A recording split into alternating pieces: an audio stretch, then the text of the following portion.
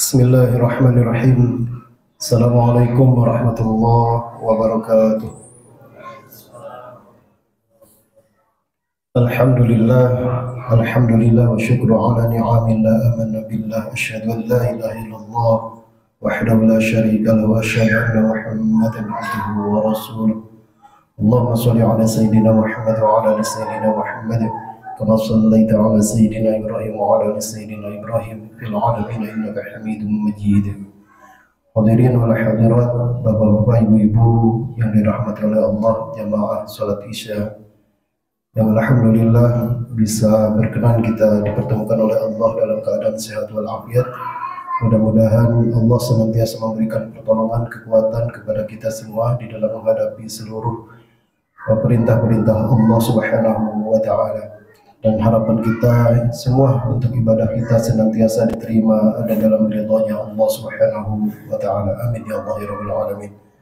Salawat dan salam tetap tercurah limpah kepada baginda Nabi besar kita Nabi wa Habibana Muhammad sallallahu alaihi wasallam, kepada keluarganya, para sahabat, seluruh umatnya, termasuk kita di dalamnya yang senantiasa taat dan patuh dalam ajaran yang telah dibawa oleh beliau, yaitu agama Islam. Masih kita membahas tentang surat Al-Qadar karena tinggal beberapa hari lagi. Ini tanggal 19 ya? Di bulan Ramadan. 18, esok 19, esoknya 20. Nah, malam 21-nya dia hari-hari ganjil ya di bulan Ramadan. Kata Rasulullah, taharraw lailatul qadar fil witril akhir fil witril ashril akhir min Ramadan. Gapailah, jemputlah, persiapkanlah diri kita untuk mendapatkan keberkahan dari malam Lailatul Qadar yang Rasulullah sendiri langsung ucapkan di malam-malam ganjil, yaitu 10 akhir di bulan Ramadan. Dan tentunya setelah insya Allah, mudah-mudahan setelah kita memahami surat Al-Qadar ini, kita menjemput Lailatul Qadar itu dengan ilmu yang insya Allah bisa semakin memotivasi kita untuk menggapai Lailatul Qadar. Menurut Syekh Fadil Al-Mirai, surat Al-Qadar itu berapa ayat, Pak? Ada yang tahu? Surat Al-Qadar 5 ayat ya. 5 ayat. Kata Syekh Fadil Al-Mirai, gapailah Lailatul Qadar itu di 5 malam. Malam ke-21, 23, 25, 27 dan 29. Kemudian di dalam tafsir karangan Syekh Jalaluddin As-Suyuti, kitab tafsirnya bernama Durrul Mansur, pernah diriwayatkan Umar bin Khattab waktu itu berkumpul sama sahabat.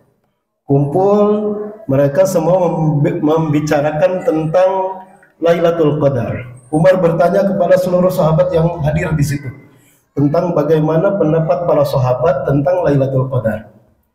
Di situ juga hadir Ibnu Abbas. Ibnu Abbas ini sahabat mulia yang sangat dekat dengan Rasulullah SAW. Beliau hanya terdiam saja. Setelah semua sahabat menjawab tentang bagaimana itu Lailatul Qadar, hakada. Kemudian Ibnu Abbas terdiam saja, lalu kata Umar, wahai Ibnu Abbas, terangkan kepada kami tentang Lailatul Qadar. Lalu Ibnu Abbas pun menjelaskan, wahai Umar, innallaha yuhibbul witr.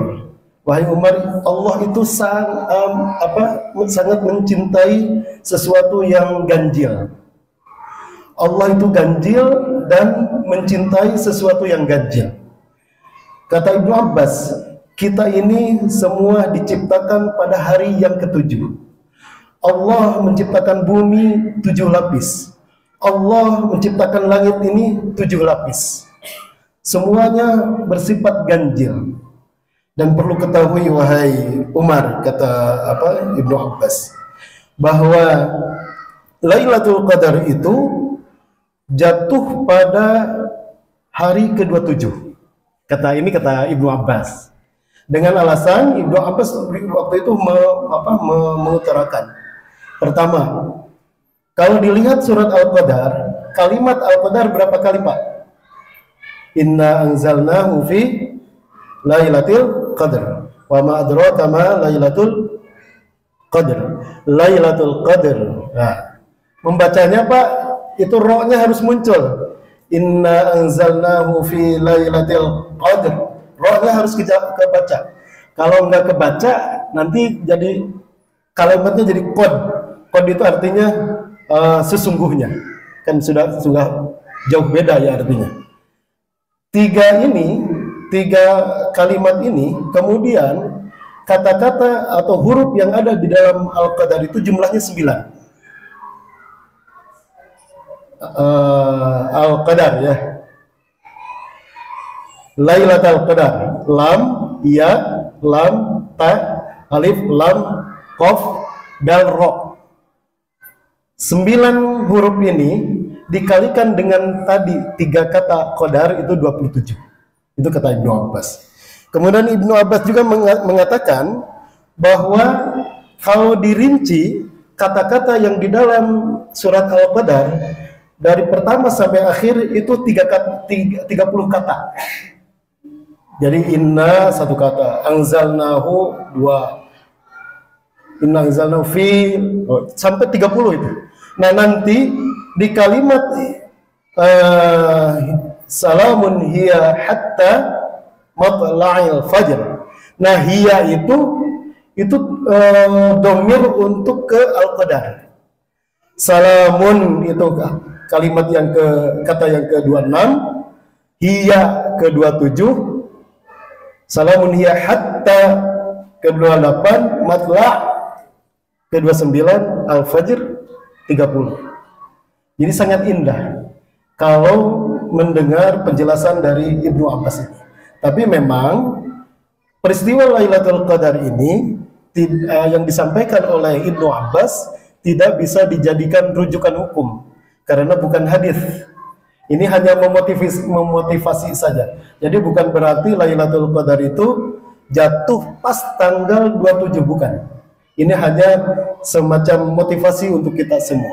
Karena apa yang disampaikan oleh Ibnu Abbas bukan suatu hadis, hanya riwayat saja. Bapak-bapak yang dimuliakan oleh Allah, Al-Qadar ini banyak diartikan oleh para ulama, walaupun tadi subuh saya sudah sedikit membahas. Ada beberapa arti yang dikemukakan oleh para ahli tafsir tentang makna dari Al-Qadar. Yang pertama, Al-Qadar itu maknanya adalah asy-syaraf, malam kemuliaan, Lailatul Syaraf, atau Lailatul Mu'azzamah, malam yang penuh dengan keagungan. Satu, malam kemuliaan, yang kedua, malam penuh dengan keagungan. Dan ada juga yang mendefinisikan makna Al-Qadar itu adalah Al-Hukmu. Allah artinya Allah menentukan segala sesuatu, ketentuan, ketetapan yang diberlakukan kepada makhluknya itu di malam Lailatul Qadar. Jadi seorang selama 1 tahun itu ditentukan tentang nasibnya, rezekinya, sehatnya, sakitnya, dan segala sesuatunya di malam Lailatul Qadar. Walaupun memang ada sebagian para ulama bahwa penentuan ketetapan yang berlaku bagi makhluk Allah termasuk manusia itu di bulan Sya'ban. Tapi yang lebih kuat adalah jumhurul ulama mengatakan ketetapan yang dibuat oleh Allah itu pas di malam Lailatul Qadar. Maka mari kita nanti di malam-malam terakhir di malam-malam terakhir di hitungan ganjil di bulan Ramadan ini isi dengan mendekatkan diri kepada Allah, datang ke masjid, kemudian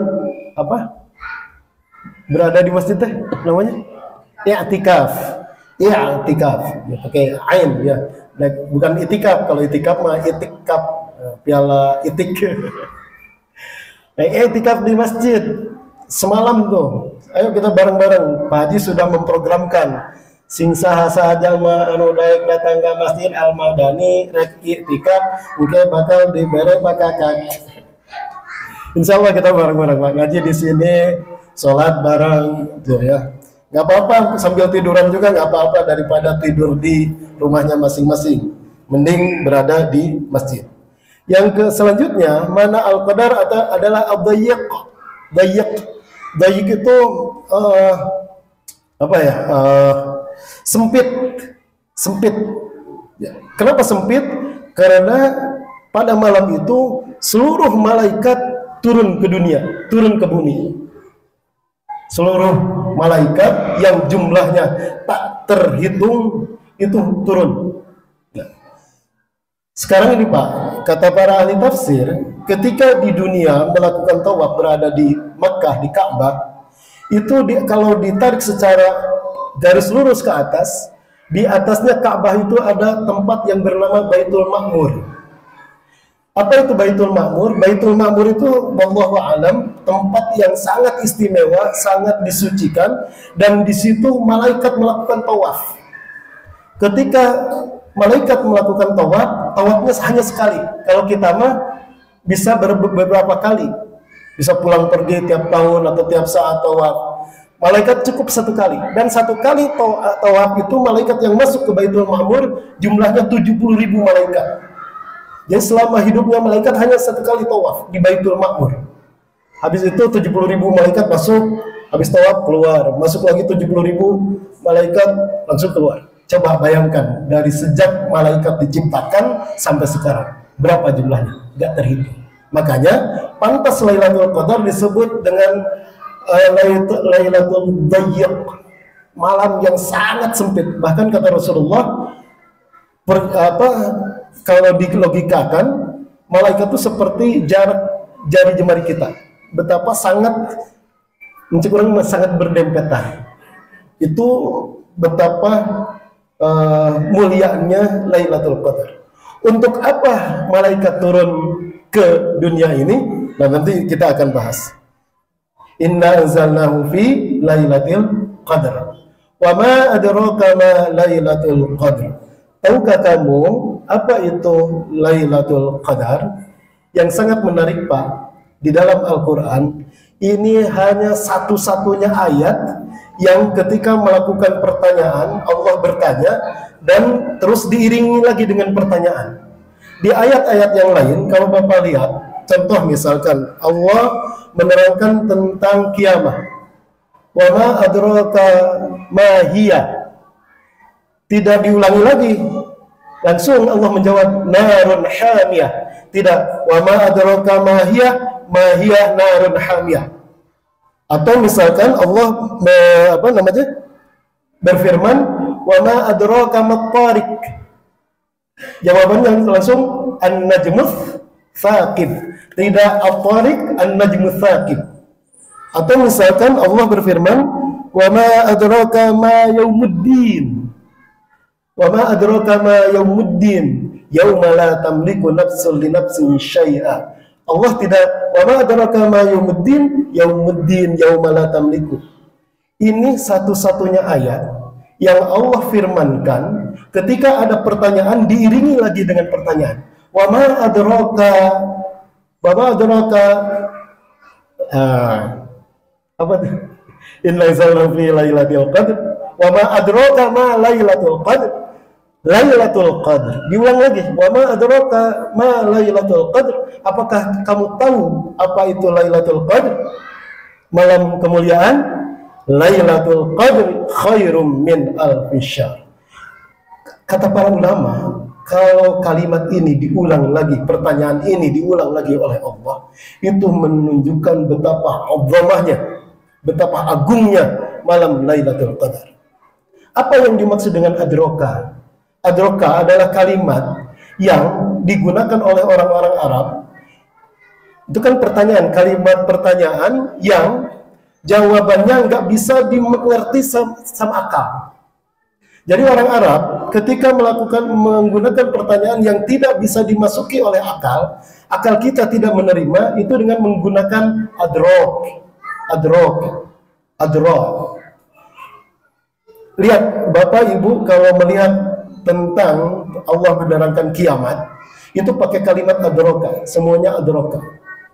Misalkan tadi wa ma adraka mat-tariq at-tariq ya. Terus wa ma adraka mal hitamah, wa ma adraka ma hiya. Itu kan sesuatu yang terjadi di akhirat atau di neraka, sesuatu yang nanti akan terjadi di akhirat, itu semuanya di luar daya nalar kita. Nah, begitupun Al-Qadar, memang kita tidak bisa menggambarkan secara akal. Semuanya harus didasari dengan keimanan yang kita miliki. Kalau Bapak tadi memperhatikan penjelasan saya dari awal, kan teka bayang bumi didatangi oleh para malaikat yang jumlahnya berapa Pak? Nggak kehitung jumlahnya. Dengan manusia saja 1,5 miliar yang hidup di dunia ini, itu kita sudah kelihatan sumpah, apalagi datang para malaikat. Itu kan semuanya di luar logika kita. Ya itulah mungkin yang bisa saya sampaikan untuk saat ini. Kita nanti insya Allah nyambung pembahasannya di waktu subuh ya, insya Allah. Karena saya cuman punya waktu hanya 7 atau 10 menit saja. Bapak-bapak keburu ngantuk ya. Itu saja mungkin yang bisa saya sampaikan. Mudah-mudahan kita terus bisa termotivasi untuk bisa menjemput Lailatul Qadar ini dengan penuh kekhusyuan, ketawaduan, taqarrub kepada Allah Subhanahu wa taala. Wallahu muwaffiq ila aqwamit thoriq. Wassalamualaikum warahmatullahi wabarakatuh.